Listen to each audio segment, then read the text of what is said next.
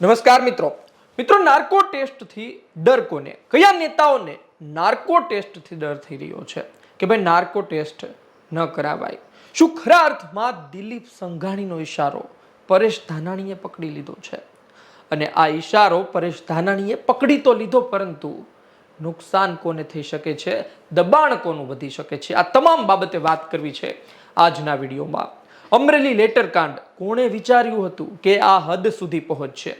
કોણે વિચાર્યું હતું કે ભારતીય જનતા પાર્ટીના દિગ્ગજો કહેશે કે મારો નાર્કો ટેસ્ટ કરો, હું તૈયાર છું? અને કોણે એ પણ વિચાર્યું હતું કે ભારતીય જનતા પાર્ટીના દિગ્ગજો કહેશે કે આમાં રાજનેતાનો કામ હોઈ શકે છે, રાજનેતાનો ઈશારો હોઈ શકે છે, રાજનેતાની પરવાનગી સાથે આ પ્રકારનું કૃત્ય થયું હોઈ શકે છે? વિરોધ એ વાતનો જ છે કે પાયલ ગોટીની અડધી રાત્રે ધરપકડ કેમ કરી?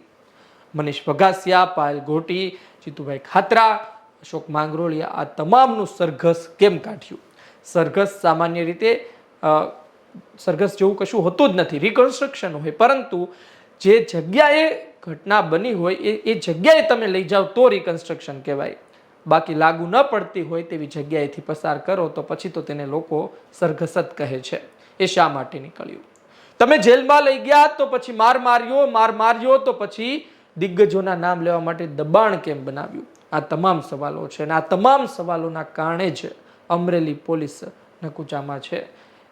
તે જેના આદેશ સાથે પહોંચી હતી તે નેતાઓ સામે પણ સવાલ થઈ રહ્યા છે. આ બધી બાબતે આપણે ભૂતકાળમાં પણ વાત કરી છે. વાત એ છે કે દિલીપ સંઘાણીએ મુખ્યમંત્રીને પત્ર લખ્યો હતો. આ પત્રમાં તેણે અલગ અલગ વાત કરી કે ઉપરી અધિકારીના ઈશારે પોલીસે આ કામ કર્યું હોઈ શકે, રાજનેતાના ઈશારે કામ કર્યું હોઈ શકે તેવું મારું માનવું છે. દિલીપ સંઘાણીએ એ લખ્યું. નાર્કો ટેસ્ટ કરાવવા માટે તૈયાર છે અને સાથે તેણે એ લખ્યું કે અન્યના પણ નાર્કો ટેસ્ટ થવા જોઈએ. અન્ય કોણ?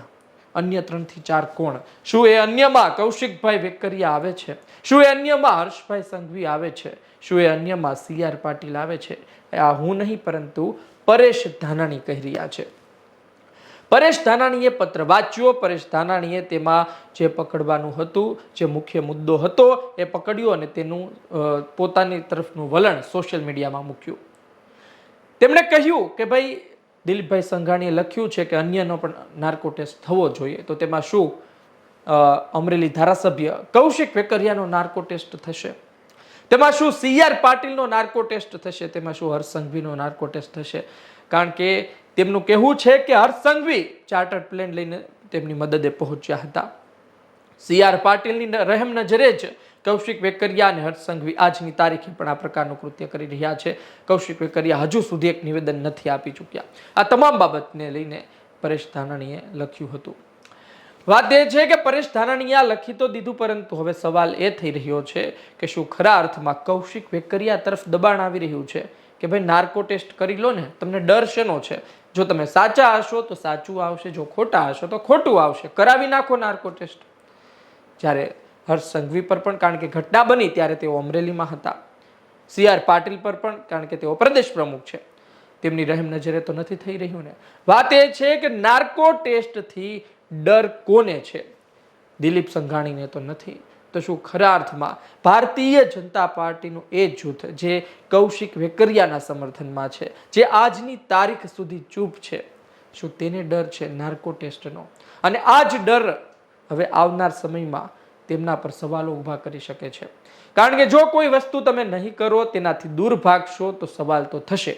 તમે પાયલ ગોટી મુદ્દે નથી બોલ્યા, તમે પાયલ ગોટીને લઈ જવાબ નથી આપ્યો, અને પાયલ ગોટીને મળવા લોકો ગયા. પાયલ ગોટી માટે દિલીપ સંઘાણીએ નોકરી આપવાની વાત કરી દીધી, પરંતુ હજુ સુધી તમે પાયલ ગોટીની મુલાકાત એવી નથી લીધી, ના તો તેની માફી માગી છે.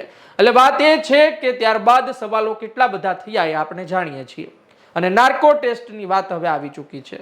જો આ બાબતે જવાબ નહીં આપવામાં આવે, નાર્કો ટેસ્ટ નહીં કરવામાં આવે, તો સમાજમાં એક વર્ગ તેવો પણ હોય છે કે જે માની લે કે નથી કરાવતા. તેનું કારણ એ છે કારણ કે તેઓ જવાબદાર છે અને તેઓ ખરા અર્થમાં આ આરોપ સાથે જોડાયેલા છે.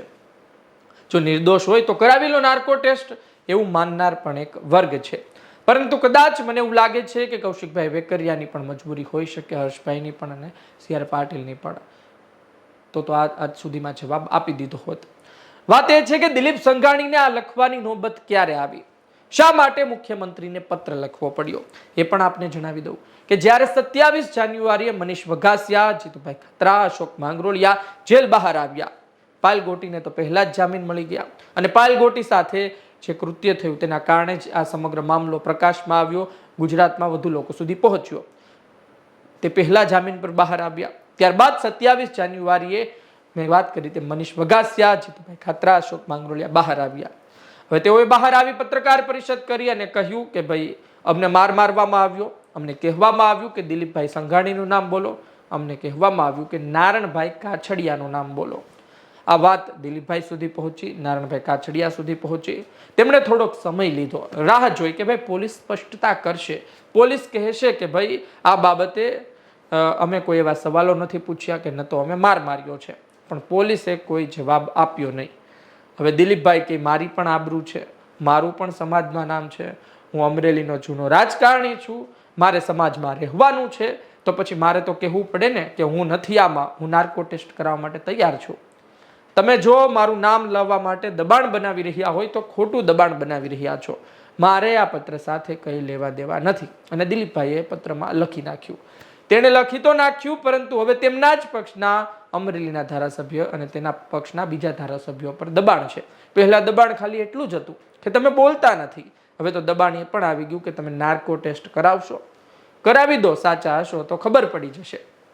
એટલે વાત એ છે કે અમરેલીમાં ભારતીય જનતા પાર્ટીના નેતાને ભારતીય જનતા પાર્ટીના જ દિગ્ગજે નકુચામાં લઈ લીધા છે, સાણસામાં લઈ લીધા છે. હવે જોવું રહ્યું કે આવનાર સમયમાં શું થાય છે. આમ તો કૌશિકભાઈ વેકરિયાને મોટા કરનાર દિલીપભાઈ સંઘાણી, કોઈ વ્યક્તિ કોઈના કારણે મોટો ના થાય એ પણ માની શકીએ, પણ શરૂઆતમાં જેણે હાથ મૂક્યો હોય, મદદ કરી હોય, એ તો ભગવાન કહેવાય. દિલીપ સંઘાણીએ કૌશિક વેકરિયા માટે ઘણું કર્યું. શરૂઆતમાં બેંકમાં નોકરી આપીને કૌશિક વેકરિયાએ પણ એમના માટે કામ કર્યું, પરંતુ આજે એ પરિસ્થિતિ નથી. આજે દિલીપ સંઘાણીને વફાદાર કૌશિક વેકરિયા નથી. કૌશિક વેકરિયા વફાદાર છે તો એ કમળના સિમ્બોલને છે, એ વફાદાર છે તો CR પાટીલને છે, એ વફાદાર છે તો ગાંધીનગરને છે. પણ અમરેલીની તો ફિતરત રહી છે કે ત્યાંનું રાજકારણ ત્યાંના નેતાઓ ચલાવે, ગાંધીનગરનો આદેશ ન ચાલે. આપનું શું કહેવું છે કોમેન્ટ બોક્સમાં લખજો. કૌશિક વેકરિયાને લઈ દિલીપ સંઘાણીએ જે પત્રમાં વાત લખી હતી, પરેશ ધાનાણીએ વાત પકડી લીધી છે અને કહ્યું છે કે ભાઈ આ લોકો ક્યારે નાર્કો ટેસ્ટ કરાવશે, નથી કરાવતા તો ડર કઈ વાતનો છે. આ બાબતે પણ આપનો અભિપ્રાય લખજો, અમને રાહ રહેશે. આ વિડીયો પસંદ આવ્યો હોય તો લાઈક કરજો, શેર કરજો. મને આપશો રજા. નમસ્કાર.